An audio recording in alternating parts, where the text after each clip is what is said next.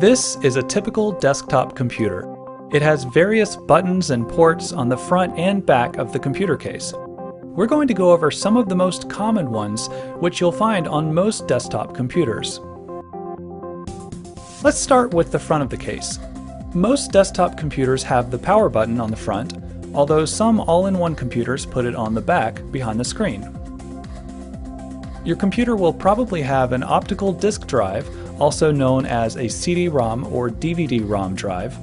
This has either a tray or a slot where you can insert a CD, DVD, or even a Blu-ray disc if it's a newer computer. If you have blank CDR or DVD-R discs, you can write or burn data onto them. For convenience, your computer may have audio ports and USB ports on the front.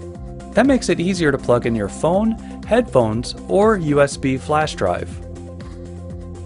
You can also find audio and USB ports on the back of the computer. You'll usually have several USB ports so you can plug in all of the peripherals that you need. The power socket is also found on the back, and this is where you'll connect the power cord.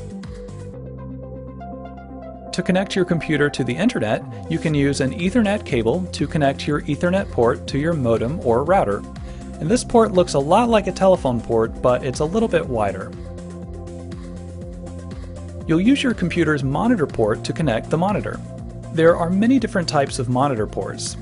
This computer has a VGA port, but your computer may have a different kind, such as DVI or HDMI. Expansion slots allow you to upgrade your computer by adding expansion cards.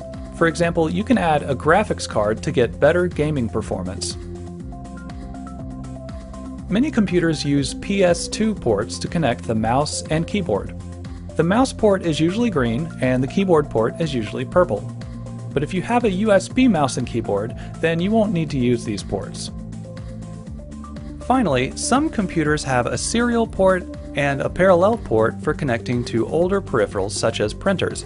But today, most devices use the USB ports instead. So those are the main types of buttons and ports that you'll find on a desktop computer.